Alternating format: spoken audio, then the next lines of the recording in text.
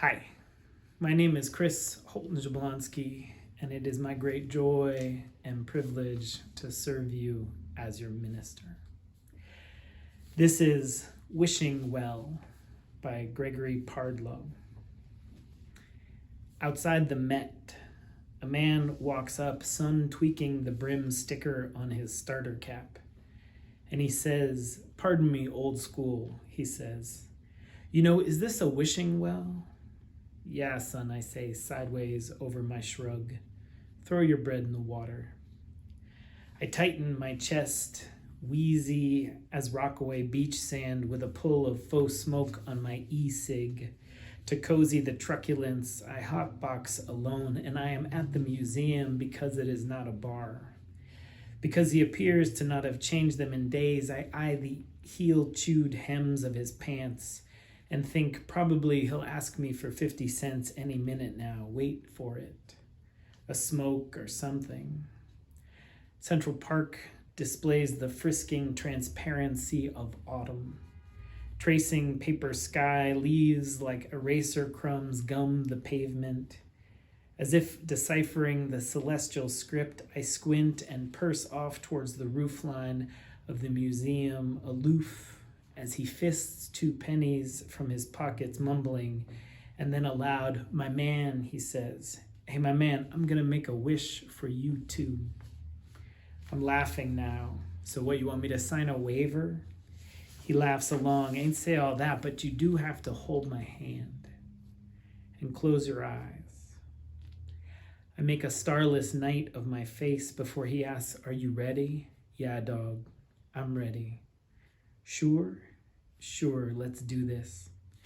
His rough hand in mine inflates like a blood pressure cuff, and I squeeze back as if we're about to step together from the sill of all resentment and timeless toward the dream source of unneeding. The two of us hurtle, sharing the cosmic breasts of plenitude, when I hear the coins blink against the surface and cough up daylight like I've just been dragged ashore.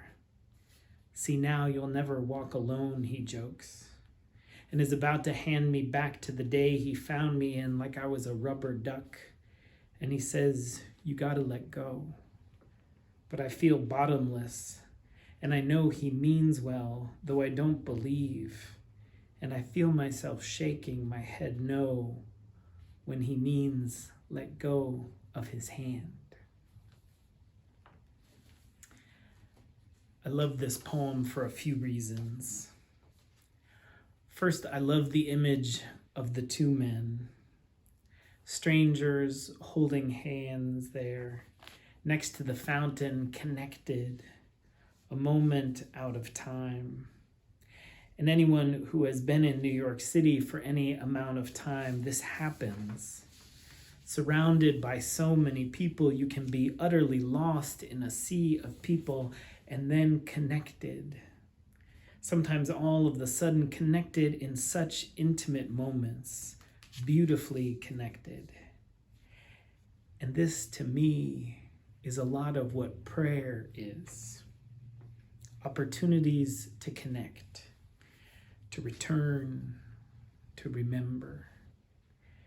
My grandfather was a Christian, a Methodist all his life, a pillar, a core leader, so dedicated like so many of you.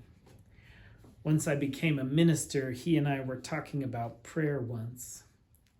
And he told me one of the prayers he prayed most often was that he imagined himself sitting on a green, mossy log in the midst of a beautiful forest. And he repeated in his mind, "Be still and know that I am God."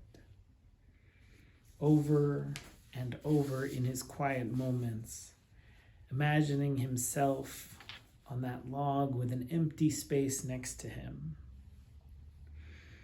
"Be still and know that I am God." And then he listened. And it is this listening that I think in many ways is some of what is most important for us now. This month, our theme is deep listening. And when we met in the worship committee, one of the things that everyone was most struck with was the relationship of prayer to deep listening. And we'll be exploring this a lot on Sunday. We'll be hearing from a bunch of folks about their experience of prayer and some of their favorite prayers. This is one of mine. It's a poem, Praying, by Mary Oliver. It doesn't have to be the blue iris. It could be weeds in a vacant lot or a few small stones.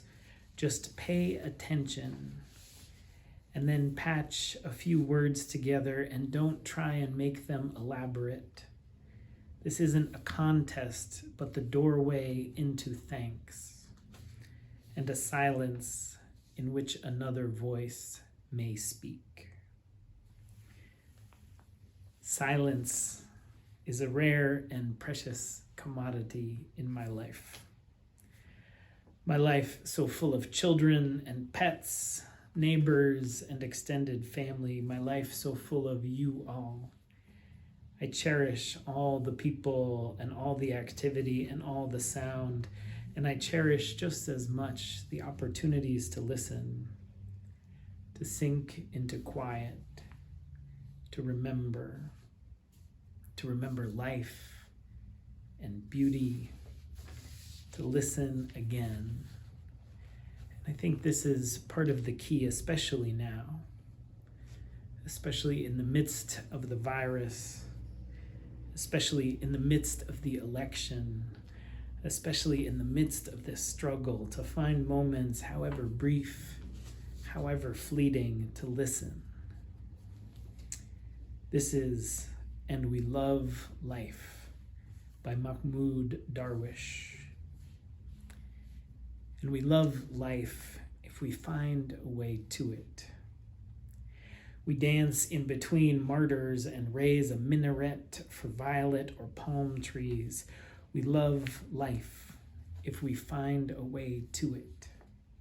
And we steal from the silkworm a thread to build a sky and fence in this departure. We open the garden gate for the jasmine to step out on the streets as a beautiful day. We love life if we find a way to it. And we plant where we settle some fast-growing plants and harvest the dead. We play the flute like the color of the faraway, sketch over the dirt corridor a nay. We write our names, one stone at a time.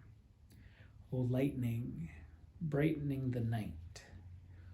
We love life if we find a way to it. So much love to you all.